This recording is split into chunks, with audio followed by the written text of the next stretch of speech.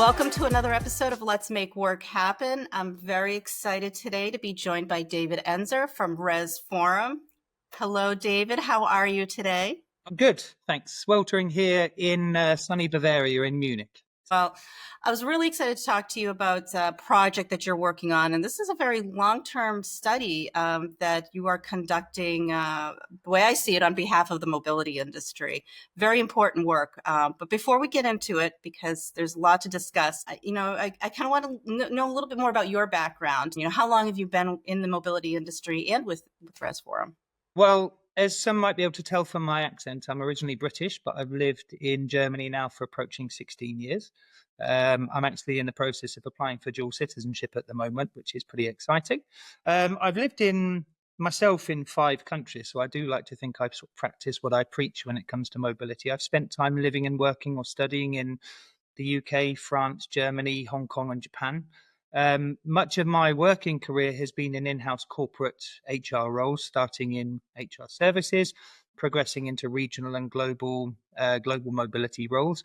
I spent some time as an HR business partner working for a German professional services company, which was really interesting to see, how professional services firms work from the inside. I've been a board member relating to mobility for a European Union funded project called GLOMO, Global Mobility of Employees. And that was a collective of 12 European research universities, plus various other European labour agencies. And I've done a little work with the UK government recently on their Office of Tax Simplification study on remote and hybrid working models. And then I guess from a personal perspective, I've got my corporate experience of migration. And then personally, I've been in Germany in a very sensitive time for migration. I was here back in 2015 with the first wave of migrants began to come into Munich. I was standing there on the Munich main station platform, surrounded by tens of thousands of very scared looking kind of migrants and refugees. And I've subsequently worked at food banks with my kids on weekends, feeding these people coming into Munich. And likewise, I've also had the chance to participate in a couple of different projects working to secure government funding for corporate integration projects around refugees and migrant and displaced talents. So I try to look at the topic of global mobility from a variety of different sides. And to your second question about Res Forum, I mean, it's a little bit scary when you think about it, but next year Res Forum will be 20. I started Res Forum back in London in 2006. I asked my bosses at the time, I was working for a tech firm, and asked them for permission to run a little side thing in parallel with my day job. They approved it, and subsequently I've worked at a number of other organizations, all of which had approved it, which is pretty rare, I think, for German employers in particular to enable that. And here we are 20 years later, still going strong, still exploring the space of what it means to live and work across borders. Yeah, well, I'm very happy for the work that you've done. I can actually remember when Res Forum started as well, so you're in company. But you've done some great work with some of the research. You've always, I feel like that we've aligned in the study is always going for what is really challenging companies nowadays. And I didn't realize that you had such a rich background, personally as well as professionally. And I love that you're bringing your own children into feeding the refugees and bringing them in and educating them that way on a first-hand basis. For me, it's been really important to help my kids realize that there's a very human element here. And I think it's a great time to help them and a great time to educate them about the stuff. And I think we all have a social responsibility to do what we can and to help with, in this case, it's about integration and a topic very close to my heart. I consider myself not to be an expat, but an economic migrant after all. I like that. And it always reminds me when I hear stories like that that's really why a lot of mobility professionals are in this role. We often say we get into this industry by accident, but we stay here for a very long time. And it's why do we stay for a long time? And I think the generic answer is the people. But I think it's because of stories like that when we know that we're able to make a difference. Whatever we're doing professionally, we know that we're helping people, and it tends to run over into our personal lives. And it sure has for you. And I'm glad to hear that you're carrying that on to your own children. So you have a very extensive background in HR, working for companies, helping them to solve solutions. And that's often what we talk about on Let's Make Work Happen. But I was kind of wanted to get to what the study that you have already begun to work on is about. What, in your opinion, are the challenges that organizations are facing today? Because so much has changed over the past few years, as you've mentioned, especially as they've continued to compete for top talent, effectively mobilize their workforce, and very recently are more struck by cost constraints than ever. Yeah, it's a really interesting question. And I think labour legislation is a really interesting topic, particularly in a European and pan-European context. Now, it's my personal belief, and other people may disagree with this, but I do believe that the global kind of community, we're moving towards a labour relation tipping point. From the employer side, there's an awful lot going on when it comes to topics around, look what's happened with various segments of the workforce in the US. Look what's happened in terms of a backlash against diversity, equity, and inclusion policies. And similar labour relations waves are being caused here in Europe. Many major European firms are rethinking their labour agreements between the organisation and the workforce. I think more and more industry leaders, global mobility leaders, are also being tasked to scale their future impact via technology versus headcount. And of course, that has a human impact and a human element to it as well. And I think the debate around the continuing functional relevance of global mobility continues to grow. People, often talk about that seat at the big table and all the rest of it, but trying to redefine what the functional relevance of cross-border working is in a post-COVID world, and also during an anti-migration backlash, as we see in many different parts of the world as well. I think for me, all of these were challenges and all of these were influences on what brought this study about in the first place. I think that's very important for people to be thinking about. I think it's on the minds of a lot of mobility professionals. They're struggling with how to harness all these different aspects. What we're starting to see, or at least I'm seeing in my practices that here at Weichert, is that they want to have more involvement in finding those solutions, because they were really, during the pandemic, having that seat at the table, if you will, which is one of those phrases that I think we've all heard more than once or twice. I'm not sure if there's been any conclusive answers, and it seems to be a good time to continue to have that conversation. Absolutely. And I think that's why this study is so important and so relevant, because people are not just looking for what is the trend. They want to know what is leading up to the trend and what it's going to tell them 3 to 5 years down the road. I mean, that's why we're looking at data much more strongly than we have in the past. So could you tell us a little bit about the study, and also what brought you to the topic? This study that we've entered into now is actually the continuation of a piece of research work that the Res Forum did at the back end of 2024. The whole conversation around the topic came from a number of conversations I had last summer with a couple of our academic research partners. There was a great number of heads of mobility with which I, through my work at Res Forum, engage with on a regular basis, and also a number of people, for example, in senior roles at relocation management companies, all of whom are feeling this change in the way that the world works when it comes to global mobility. And when you look at some of the statistics, and I know that, people can always challenge statistics, and I would sincerely welcome it at the same time, but from one survey from Statista, I believe, there was an estimation that by 2030, 55% of the US domestic workforce could in some way be involved in the gig economy. That's not to say that everyone, 55%, are going to become freelancers, but it means that, for me at least, the way I interpret that, increasingly people are rethinking, redefining their working relationship, their relationship with employment. That's to say, maybe they prefer to be a freelancer or a contract. Maybe it works better for them in their personal life, or maybe they've just got a side hustle. They do something on the side to bring in a bit of an additional income to feed a particular passion that they have. So that statistic very much struck me. There was another survey also, I believe it was Gartner, that said that by 2030, gig workers could comprise 45% of the global workforce, which is a huge number when you think about it. Moreover, there could be upwards approaching 100 million remote workers in corporate roles around the world, which, when you consider that versus 5 or 10 years ago, you have to wonder where's that trend going. I know that, as we talked about with technology already, you see some of the impact of organizations being forced to scale or required to scale via technology rather than headcount. There's talk of 23% of roles as they stand now, corporate roles, disappearing. And at the same time, in the coming 5 years, there being, 85 million unfilled jobs and youth scarcity affecting the global labor market. Gen Z, or Gen Z, as you might say, Jen, is the biggest demographic in the workforce these days. But at the same point, more boomers, more over 65s are choosing to stay in the workforce. So it was amongst all of that as a backdrop that this conversation came around, and we decided to paint these three somewhat extreme visions, three potential scenarios of what life and work could be like when working cross-border in 5 years' time. So we broke this down into three particular areas. We broke it down into a scenario where the world has gone remote first. Now, of course, it's the debate that refuses to die. For every executive that's demanding that a workforce comes back into the office, there's many people that say, simply put, I'm not coming back. And if you may force me, then I may then make my own decisions about where I go long term. If you take it, if you extrapolate it to its, to its most absolute degree, the study then seeks to have a think and to engage with the global mobility and the HR community and the infrastructure and the ecosystem that exists to support that.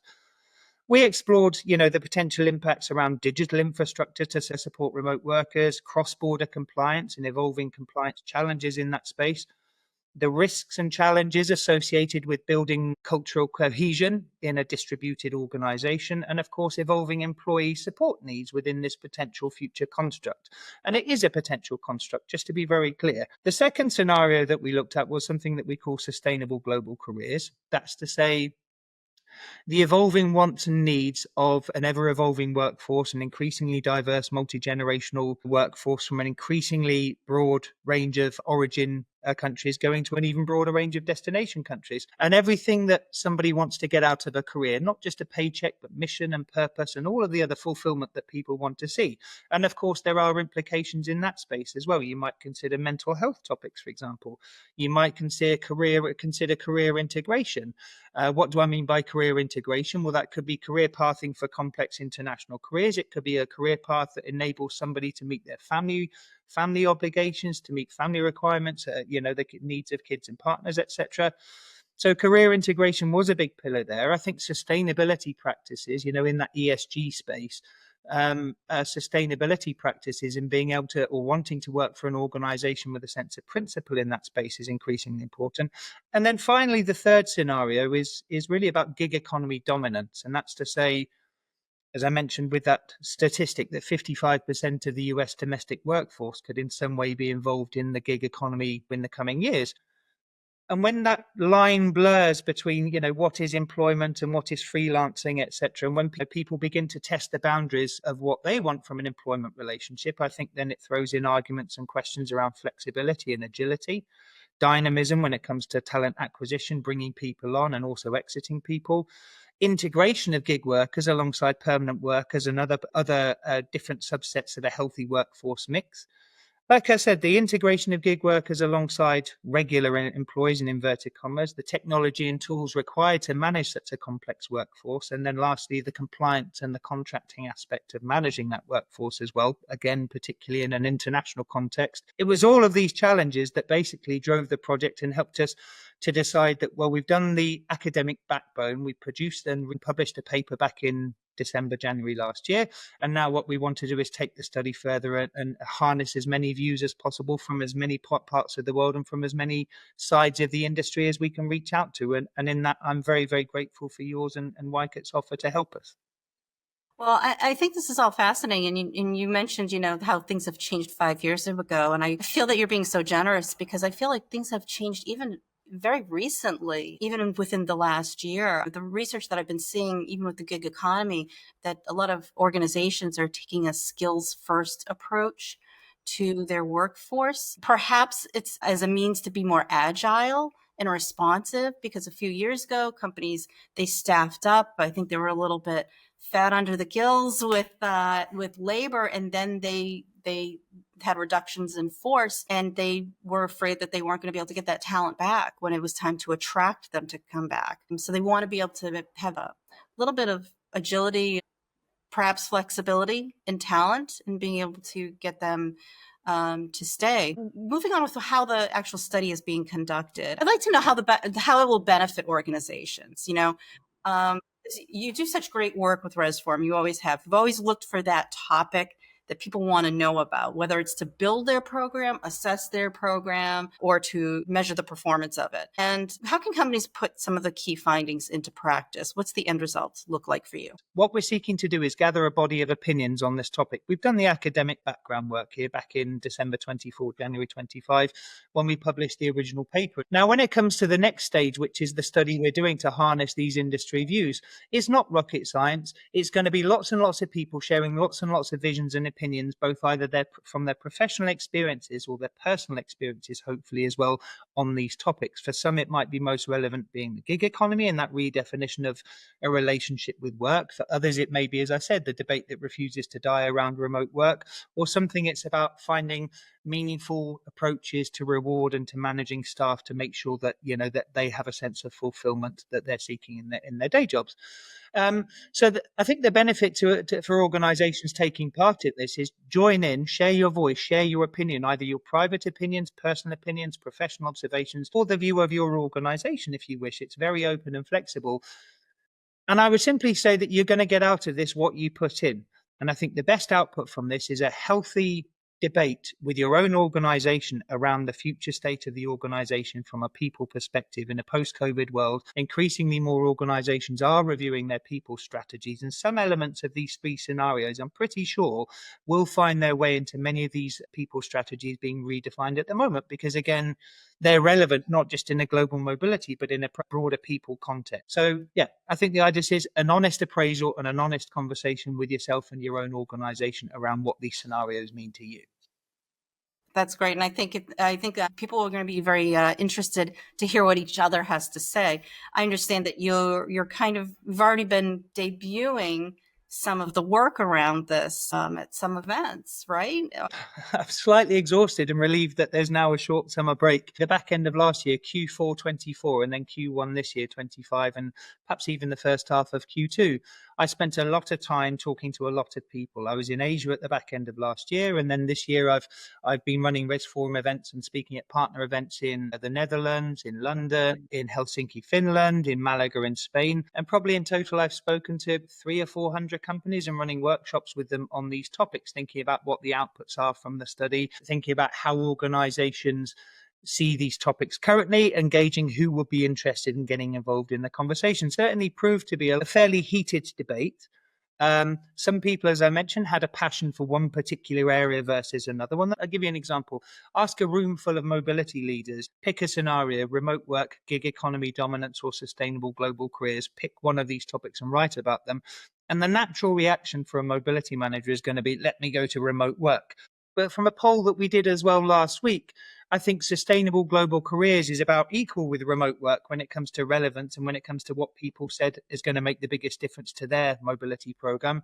And still 21% of people said that actually for us, gig economy and an increasingly mixed workforce is probably the topic to go. And again, when you apply that in an international context and when you overlay that with, I've heard from heads of mobility that I talk to around the world, increasingly we see less assignments, but much, much more non-traditional mobility.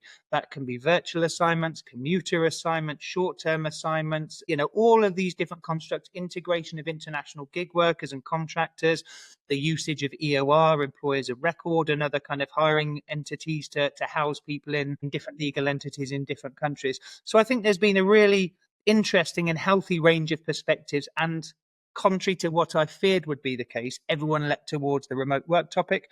That's not really played out in practice. Go figure. I'm a little bit surprised. Well, let's get everybody informed on how they can participate in this and what it looks like for them. So let's start with who should provide a submission to the study. Is it just mobility people? I don't just want a bunch of mobility leaders. The idea is that we embrace and we hear views from everyone. For every head of mobility, I want a junior mobility person. It's my firm belief that today's junior mobility managers are tomorrow's heads of mobility. And I think, many of these people will have potentially also their own experience of living and working and being employed in various capacities across the border as well.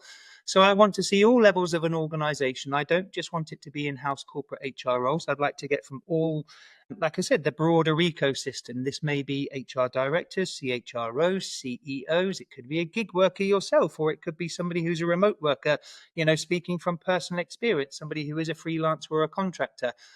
It could be somebody who works in the extensive ecosystem and supplier ecosystem supporting mobility. For example, Jen, I know you signed up for it yourself. To your point about what it takes, there's a link which we'll share as part of this webinar. Click on the link. First of all, read a bit more about the background to the study. It should be fairly self-explanatory, and then just sign up. You just pop your email into the email address field and your name. You should receive an automated response, and then we'll progressively begin to send you more information. You'll get a couple of inspiration pieces, see what other people have written on the topic across the 3 different scenarios. And then the idea is to then gather those. So far, we've got about 30 pieces written already. That's on top of the notes and the outputs from speaking to 300 organizations at events. And we've got 104 organizations, 104 people or individuals signed up to give us a perspective on one or all of the scenarios. And then we've also got 47 broadcast organizations who are promoting, sharing, furthering the link. So the idea is to gather a range of perspectives to the debate. To your point about how long should this be? Well, first of all, it shouldn't be stressful. It's not something you need to sit down and think, oh my God, I'm not an academic. How am I supposed to write? It can be 3 bullet points. It can be 3 paragraphs. It can be 3 pages. It can be anonymous or not, and it can be from any perspective. One head of mobility just last week contacted me and said, my only response to this, David, will be that I think your 3 scenarios aren't the focus topics. I think the 3 scenarios should be actually bum, bum, bum. Love it. Combative, contrary, completely, going against what we said. Ironically, then, when I did speak to that individual and we explored it, every single one of her 3 priorities, one of them was an issue around remote and distributed work. One of them was an issue around contracting models and that blurred line between contractors and freelancers and retained employees. And the other one was about diversity and diverse rewards offering. So it kind of fitted into the 3. That actually underscores the importance of having the discussion. In this case, it was very fortunate that she had that discussion with you. Yeah. It was initially contrary, but then when we talked for about an hour, and then eventually it all came out that actually her 3 challenges were these. But it may be that it's not. And when it comes to your response, like I said, 3 paragraphs, 3 bullet points, 3 pages, it's really up to you. And you can pick any of the scenarios or all of the scenarios together. Some people have actually written a sort of blended view across all 3 scenarios and adding how they think it will add up. The sum total of these 3 is X. And other people said, well, I want to delve into this one scenario, maybe remote work, maybe gig economy, and share with you my personal or professional working experiences. Maybe you think that we didn't go far enough, or maybe you think we went too far. But again, whatever it is, it's just about harnessing those views, aggregating, consolidating those views. What do we want to do with all of this? First of all, we want to take on board all of the results that have come into us from polls, from event discussions, from event notes, and from the submitted written pieces. We're, of course, going to work with our academic partners to aggregate the data and see what it tells us, and then also use it as the basis for having a really, really healthy set of discussions over the course of autumn and winter at a number of events around the world on these topics. And that's what I'm very excited about, is because once the study is conducted, it's not just the report out of what the results are going to be.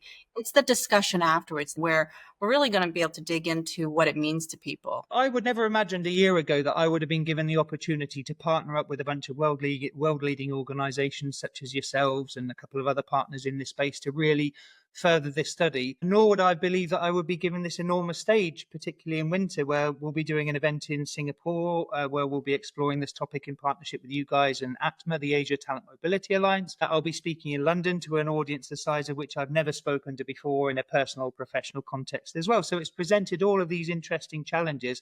But you're right, Jen, the idea is to really continue the conversation. Again, it's not about giving a pearl of wisdom that everyone can go away and say, okay, we now understand the topic. The real output from this will come from the conversations that we'll have amongst ourselves throughout the course of the next few months. And then, of course, the organizations which we hope will then go ahead and have that conversation with themselves internally, driven potentially by their mobility leader, is a great way to be kind of, if you want to redefine your function, start with the basics and start staking out your claim. And maybe here's a vehicle, here's a framework which enables you to have that conversation. Yeah. And kind of going back to the beginning of our conversation, this is what makes me very excited Weichert partnering with you on this study is that we are firm believers in that companies, corporate mobility owners and directors, they want to have a part in finding the solutions for their own organizations, but they're often in this industry for a very long time. They make it their careers, and they want to help to find some of the answers, not just the answers, because there's never necessarily a silver bullet to all of the problems out there, but they want to they want to push the discussion. They want to be a little bit controversial in order to help other organizations learn from maybe their mistakes or what they've learned along the way. And they want to pave the way for new people coming into this industry and making this their career. So let's get down to some of the technical aspects. So how long will the study be open? Like I said, I'm relieved that the kind of punishing spring events agenda has now come to an end. And now I can actually get on with the busy task of, I mentioned 104 people who have signed up to give their views to write something for us, be it short, medium, or very long. But 104 people saying they'll do it does not mean 104 people have already done it. So my summer is going to be business as usual, doing what we do at Res Forum, and then also chasing people down, working with you, working with a number of other broadcast organizations to get more people signed up for this study. It's as simple as going to the link, which will be shared, putting your name in there, and then we'll take it from there. The deadline that we ask people to submit their submissions, like I said, either in an email or in a formal document, PDF, Word document, whatever, is 1st of August. And that will then buy us enough time to prepare some initial results for our big event in Singapore on September the 25th, which we're partnering up with you and ATMA. And then also speaking at an event in London in late October, and then going from there, events in the US and a couple of other locations. How long after it closes do you expect the results to be ready? You're going to have the key findings ready for the findings within 3 weeks, and then we'd like further findings, analysis, and the basis for some workshops within 6 weeks, basically. And that's why the criticality of that end of August deadline. Okay, so you've told us all about the survey. I don't think there's anything that we've missed. We've talked about some of the events that you'll be showing the results to. Is there anything else that you want to let people know about, that they can get them excited about this or encourage them to do this? I think the last thing I would say is, it's just a personal observation. You talk about let's make work happen. The name of this series is Let's Make Work Happen. And when I reflect on that, for me, the relevance of this is that I am an international dad. Both my boys were born in Germany, but now my eldest is with me here in Munich and my youngest lives in Devon in the UK, and I'm back and forth between Bavaria and Devon. But I'm living and breathing sustainable global career, trying to figure out what it looks like. At the same time, I'm a gig worker. I run my own company. I've been a contractor and a freelancer. I've done side hustles alongside, daytime corporate jobs. And I've been a remote worker for much of my working career. Even when I started with a UK tech firm back in, the early 2000s, they were primarily remote first. I've lived and breathed these 3 scenarios as I try to figure out, my own personal, sustainable, long-term plans. For me, there's a really intense personal connection to the topic, as well as the professional topic, having been a head of mobility, having worked in HR services, and having been an advisor in various different constructs. So why do I do what I do? Well, my career advice that I give to my kids is follow your passion. Don't do something ever just for the money, because you run out of steam, you'll get bored, or it seems to be a waste of an opportunity when we only have one life, perhaps. And I think in this case, I've followed my passion, and that spilled over into working mobility, traveling the world, working with different cultures from all over the place, and having a family and being a dad across borders. So there's that intense personal connection for me between this topic and its professional relevance at the same time. I hope that answers your question, Jen. It really does. It's a great answer too. Well, thank you very much. We've been showing the link throughout this video for everyone. So I hope that they will go and apply for the submission, submit their response. Like you said, a bullet, 3 bullets, a paragraph, however long you want. We have so many great tools nowadays for people to be able to dictate their messages. Maybe you can speak into your recorder as you're driving somewhere and then send it off to David. We've had voicemail messages. We've had hastily written WhatsApp messages. Whatever makes sense for you, whatever length makes sense for you, and whatever scenario makes sense for you. We'd just love to hear from you and take it all on board.